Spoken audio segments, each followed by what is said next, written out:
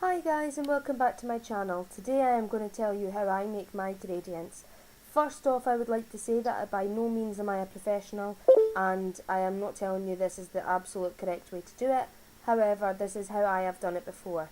Now, I am, as you can see in the video here, I am prepping a friend's nails for using her as a model.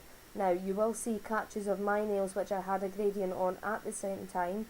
I did this for that gradient as well, except one part of it that I'll explain when you get there.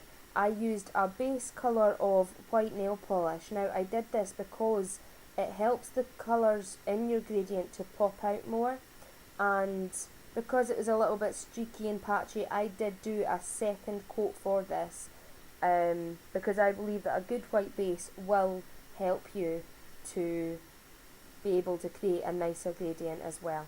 So once you've seen me doing all this, I will explain more about it. The only part that I didn't do when making the gradient that's on my nails that you can see in the corner, is that I didn't wet my sponge. Now this is, some people do, some people don't. Now for the one on my nails, I didn't wet my sponge and it turned out okay. In this video I will show you that wetting the sponge and what that does as well. I may do a comparison video at a later date to work out what's better, if you do or if you don't, that kind of thing. Now, what you will see here is I am going over the white with one coat of Seche Vite top coat. I am a little bit out of frame there, I do apologise. The reason that I do this is because it helps the white base to completely dry off, because there's nothing worse than trying to do your gradient when your sponge completely smears your base as well, which then you'd have to start again, and you can imagine the annoyance. So here is a cut up makeup sponge. Now you can get these in all your local Boots and Poundland and things like that. I'm just soaking it in the water. However, it doesn't feel wet once you wring it out, but apparently it is, so who would know, So you just give it a good squeeze, make sure the water's not running off it, and you then use your nail polishes on, right now I'm using a plastic wallet, but you can use them on a lot of other things. That one colour, I can't remember the exact colours names, but the lighter colour is by Spoiled by Wet n Wild, and the other one is just a Claire's Accessories nail polish. I didn't think to take down the name of this.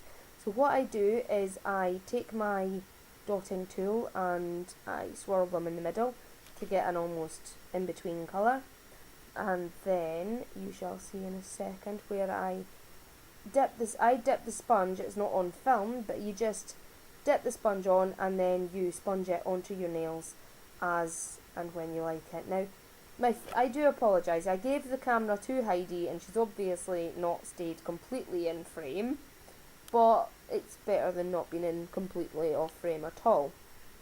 So this is what you basically do. You just dab it on and you keep going back with new layers. Now I would suggest not doing this too much, and in case you want the sponge to take the polish back off again, because this can happen. And if you are going back in for another coat, then you need to wait until the first one has completely dried before you go back in for the second or third or fourth coat and things like that. Now you'll just see me giving it a good old dab to get into the corners, which always get on my nerves with makeup sponges, but not a lot you can do about that one, is it? Benefit they don't really too much. Yeah. I mean, I wouldn't be so bad if you said yesterday. No. I've got plans, but I don't know. Whatever. I can't remember. I think I did He was drinking about last night. 3 coats. I know. Or maybe 4 on these nails.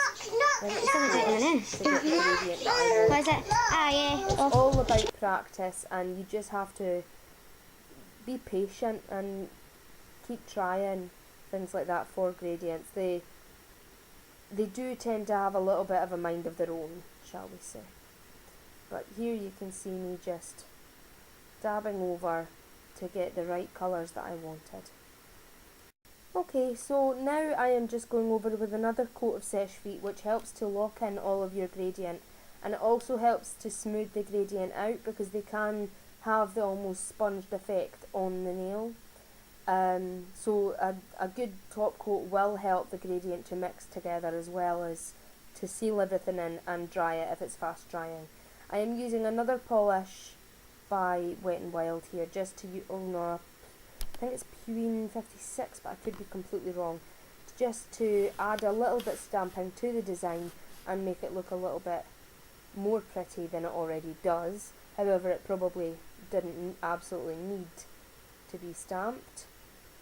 You can see here I'm just doing some leaves and things like that up the sides of the nails to help this along with that.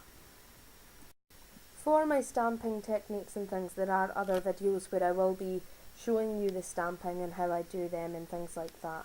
Now, as you can see, I have made quite a lot of mess with the making the gradient, so I am just taking pure acetone and a normal flat cleanup brush to go around the nails and generally do what it says, really, just clean up where I've made big mistakes or where there have, you know, the polish has spilled onto the fingers and things like that. You will see that it does take some time to get it as neat as you would possibly want it. It could be, you know, you could just leave the little tiny bits and they'll come off when washing hands, but I like to get them pretty good before I stop painting and put on my final top coat and things like that. I also believe that some people use cotton buds to clean up.